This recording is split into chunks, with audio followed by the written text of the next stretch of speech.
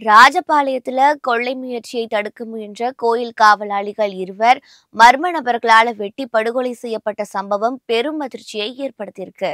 விருதுநகர் மாவட்டம் ராஜபாளையம் அருகே உள்ள தேவதானத்தில் சேத்தூர் ஜமீனுக்கு பாதியப்பட்ட நூற்றாண்டு பழமை வாய்ந்த நச்சாடை தவிர்த்தருளிய சுவாமி கோயில் அமைந்திருக்கு. இந்து சமய அறநிலையத்துறை நிர்வாகத்திற்கு உட்பட்ட இந்த கோவில் அப்பகுதியை சேர்ந்த பேச்சிமுத்து, சங்கரபாண்டியன் ஆகியோர் இரவு காவலாளியாக பணிபுரிந்து வந்திருக்காங்க. அவ்விருவரும் பல இடங்கள்ல வெட்டப்பட்ட நிலையில படுகொலை செய்யப்பட்டிருக்காங்க.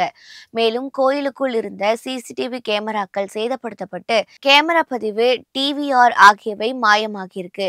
உண்டியலும் உடைக்கப்பட்டிருந்திருக்கு. இது குறித்து வழக்கு பதிவு செய்து விசாரணை நடத்திய போலீசார் தேவதானத்தை சேர்ந்த நாகராஜ் என்பவரை கைது செய்ய முயற்சிருக்காங்க.